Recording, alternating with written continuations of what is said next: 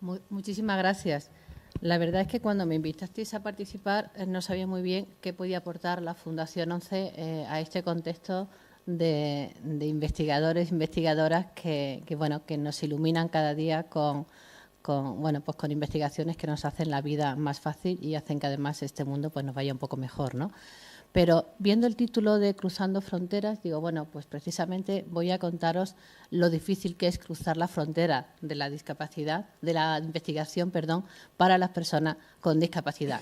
Esa es la perspectiva que además en este contexto me apetece hacerlo para que también tengáis otra mirada cuando veáis a vuestros compañeros y compañeras alrededor y sobre todo también, como decía, no sé si alguno lo conoceréis, Enrique Pérez, un astrónomo, investigador del CSIC de esta casa. Él es un astrónomo del CSIC, del Instituto de Astronomía de Andalucía.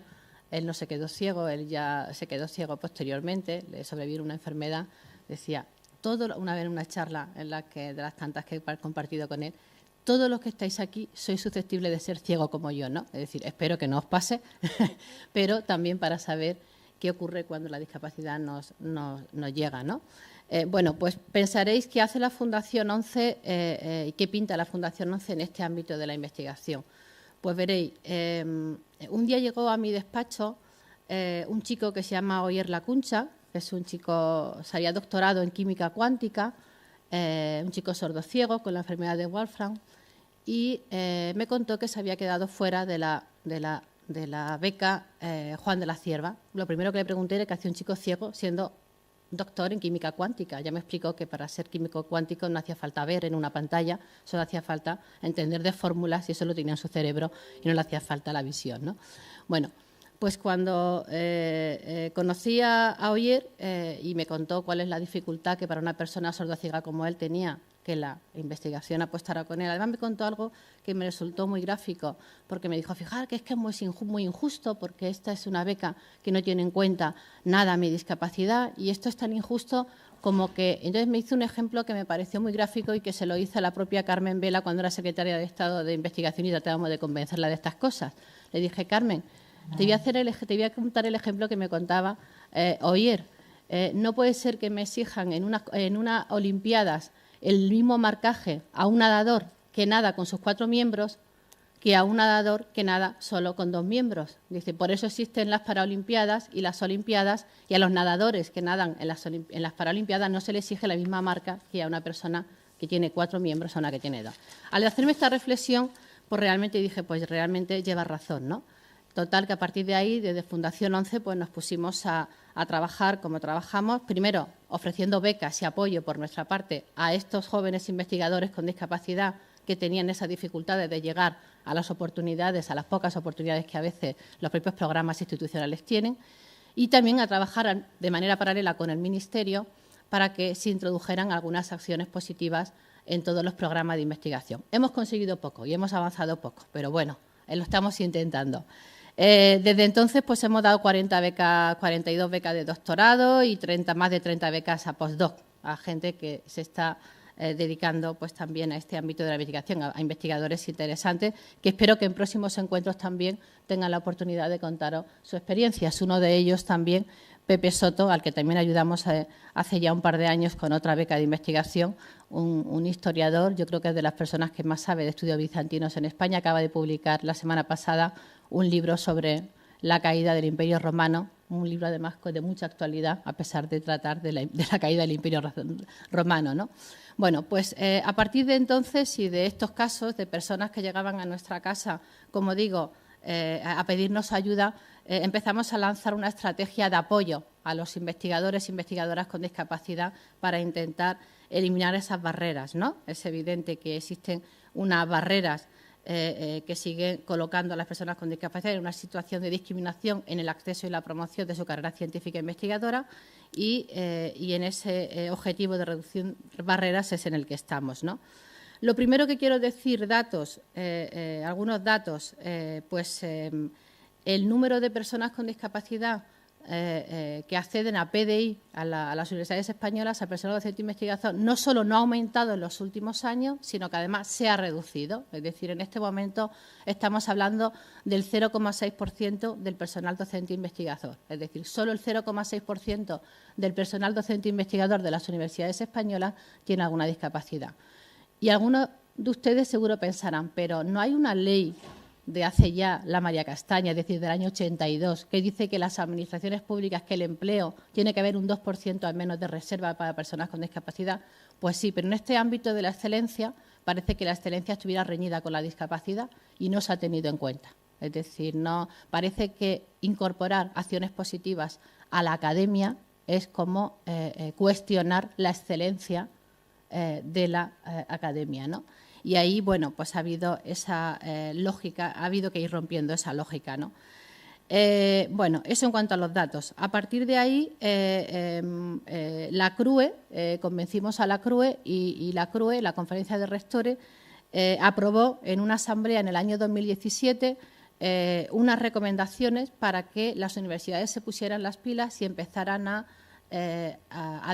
primero a cumplir la normativa, porque hay una ley de acceso al empleo público que también tiene que cumplir las universidades en este sentido y que no estaban cumpliendo. Permitir el acceso y también medidas de promoción y de trato diferenciado a las personas con discapacidad.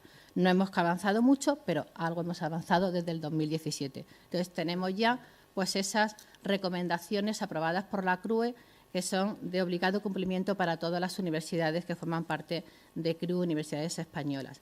Y además de eso, pues desde Fundación 11, aparte de los programas de apoyo, como digo, y de becas que damos anualmente, de esa labor de incidencia que hacemos permanentemente con las universidades y con los ministerios, hemos elaborado 2 estudios con la Universidad Autónoma para analizar cuál es la situación del personal docente e investigador con discapacidad, dónde están los obstáculos y cuáles son las acciones que deberíamos de hacer, ¿no?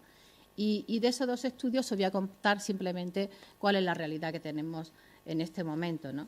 Bueno, pues después de aprobadas esas resoluciones de las universidades y de hacer hincapié por parte del Ministerio en que hay que cumplir esa reserva, pues solo deciros que solo el 36% de las universidades españolas tienen ni siquiera datos de cuáles son las personas con discapacidad que tienen en sus plantillas. Es decir, que es que la mayoría es que ni lo saben ni le interesa qué personas con discapacidad tienen en sus plantillas. Un dato ya bastante revelador, ¿no?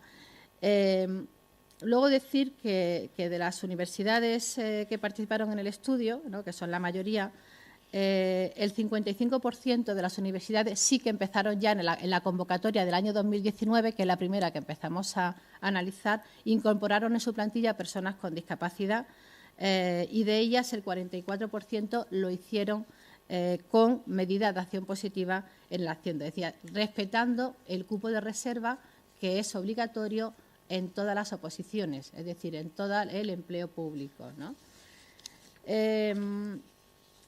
Tengo que decir que el 100% de todas las plazas que se sacaron en las universidades para estos cupos fueron cubiertas por personas con discapacidad. Es decir, eso es algo que yo siempre le digo a los rectores cuando me pregunten, sí, Isabel, pero es que yo saco las plazas, pero la gente no se presenta.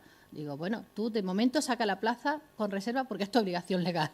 Y luego, pues ya veremos a ver si los hay o no. Bueno, pues el 100% de las plazas de reserva que se sacaron en los últimos 2 años, que es desde que se vienen haciendo los cupos de reserva, pues se han cubierto, ¿no? Y además también se han cubierto por personas con discapacidad otras plazas que no estaban reservadas para personas con discapacidad, pero a la que han optado personas con discapacidad y sí que la han conseguido, que en esa situación se encuentran 16 personas, ¿no?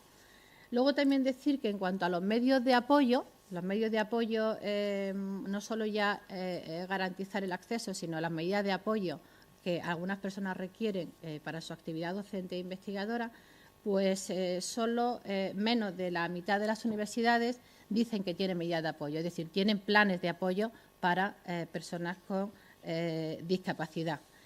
Y solo el 22,3% de las universidades que participaron en el estudio reconocen que realmente las personas con discapacidad tienen alguna situación de vulnerabilidad o de necesidad, es decir, ni siquiera reconocen o ver el problema de apoyo o la necesidad de apoyo que pueden requerir estas personas, ¿no? Nosotros abordábamos y le pedíamos también a las universidades en este estudio cuáles son las medidas de trato diferenciado que se ofrecían en la labor académica investigadora, ¿no?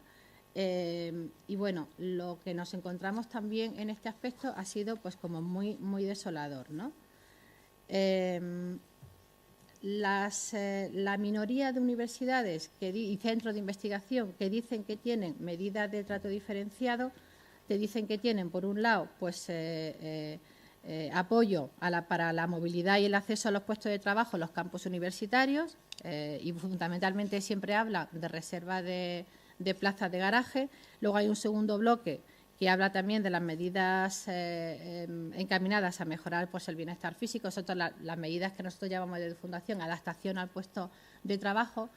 Y luego hay otra tercer bloque de medidas que tiene que ver con adaptaciones que tienen que ver pues, con horarios, con necesidades de personas que a lo mejor tienen algunas enfermedades que también les requieren determinados tipos de descansos, si van en silla de ruedas, no estar más de 8 horas, ¿no? en una misma situación y demás, ¿no?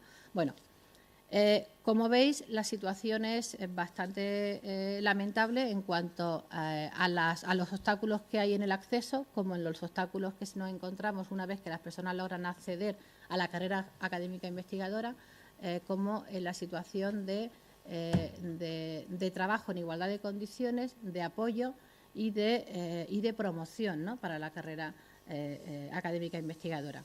Es verdad que las personas con discapacidad pues están llegando, es decir, la universidad para las mujeres llegó el derecho a la universidad en el año 1910 del siglo pasado. Las personas con discapacidad se incorporaron a la universidad pues básicamente a partir de los años 60, los primeros más pioneros, y realmente el acceso a la educación superior de las personas con discapacidad empieza a ser una realidad pasado ya el siglo XX, es decir, en los primeros años del 2021. Ahora hablamos de 20.000 personas con discapacidad que acceden a estudios superiores, pues imaginaros de ahí hasta carrera académica todavía el camino que nos queda. Aún así, yo contaba antes las becas que nosotros damos al año y hay normalmente, los últimos años más o menos los datos se mantienen igual, hay como 400, 500 personas estudiando estudios de doctorado con discapacidad en el sistema universitario español. Es decir, que no son muchos, pero el camino se empieza a recorrer. Por tanto, no son muchos, pero empieza a haber ya un suficiente número tan importante como que merece la pena que la academia y que los centros de investigación tengan en cuenta esta realidad, no solo para abrir las puertas y de que la carrera investigadora sea también una opción profesional para las personas con discapacidad, sino también que las personas con discapacidad, una vez que están en la academia y a lo mejor en sus circunstancias vitales pueden pueden derivar en una circunstancia, en una situación de discapacidad, puedan también contar con los apoyos necesarios para poder continuar con su carrera docente investigadora.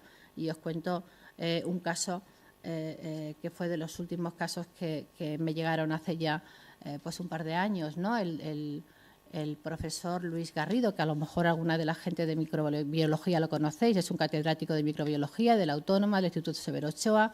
Este es un hombre que ha trabajado mucho en la investigación con hongos y con algunas enfermedades. Estaba analizando y investigando sobre el tema del Alzheimer, sus últimas investigaciones. Se quedó ciego por una enfermedad y cuando vino a pedirnos apoyo me dice, es que en el instituto no me dan apoyo, en el ministerio tampoco me da apoyo para esto, pero necesito que alguien mire en el microscopio por mí. Yo no tengo ninguna dificultad para seguir con mi investigación, pero necesito que alguien me diga el color de las cosas que veo yo a través del microscopio. Alguien me mire por el microscopio y me traslade lo que yo quiero ver en ese momento a través del microscopio. Y bueno, le pusimos el apoyo, le pagamos una becaria investigadora que le permitió ese apoyo para poder continuar su investigación, ¿no? Bueno, como conclusiones, y ya termino.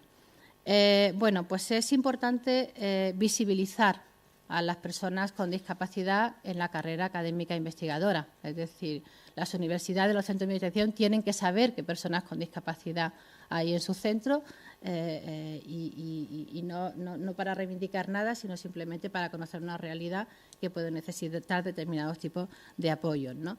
Necesitamos visibilizar, por tanto, a estas personas para como digo, para ofrecerles los apoyos que pueden necesitar en algún momento. Y hay que continuar con el tema de medidas de acción positiva. Nosotros no paramos de reivindicarlo. Afortunadamente, la próxima ley de universidad de la LOSU, que está ahora mismo en el Parlamento, hemos conseguido ya que se metan algunas acciones positivas en este sentido y que se reconozca también específicamente la obligatoriedad de establecer un cupo de reserva. Y esperemos que esto también se lleve a… no está en la ley de ciencia, pero sí que se lleve también a todos los ámbitos académicos e investigadores, ¿no? Nosotros, ¿qué os puedo decir más? Que la discapacidad no está reñida con la inteligencia, que la discapacidad no está reñida con el conocimiento, que la discapacidad no está reñida con la carrera académica investigadora y que allí donde se ponen los apoyos el talento brota y el talento se desarrolla, ¿no? Estamos trabajando en este camino. Yo espero que en próximas jornadas podáis tener también la suerte de contar con algunos de estos investigadores e investigadoras a las que estamos apoyando y que son gente, y seguro que también en la academia tenéis ya algunas de estas personas. Y sí deciros que en calidad de, de líderes, ¿no?, del conocimiento, que sois todos los investigadores e investigadoras que formáis parte de esta red, pues seáis también cómplices de esta estrategia, cómplices en este camino y nos ayudéis también pues, a que esta realidad y estas puertas del conocimiento, de la investigación, también se abran para este grupo. De hecho, hay algunas personas, esto lo decía muy bien el que fue presidente de la CRUE y rector de la Universidad de Zaragoza, también de microbiología, Manuel López, falleció hace unos años, él era afiliado a la ONCE y él contaba con mucha gracia siempre su discapacidad y decía, yo tuve claro desde que era pequeño que tenía que estudiar mucho, porque yo tenía claro que no podía ser, y nos quedamos así todos, y dice, cajero de supermercado. Por mi discapacidad sabía que no podía ser cajero de supermercado y tenía que estudiar. Pues es verdad que muchas personas también, por sus circunstancias, pues el conocimiento, el ser, el aprender y luego enseñar lo que uno aprende, pues es también un camino bastante natural, ¿no? Y nada más que esto, espero que haya sido útil abriros esa ventana hacia la diversidad que también en este campo de la investigación existe y como siempre, deciros que desde la Fundación ONCE encantado de tejer alianza con esta red tan interesante y tan fructífera y sobre todo para seguir no solo generando alianzas, sino sobre todo ser socios y aliados en este camino y en esta meta que a todos nos une, que es hacer que la ciencia también llegue y sea protagonista para las personas con discapacidad. Gracias. Muchas gracias.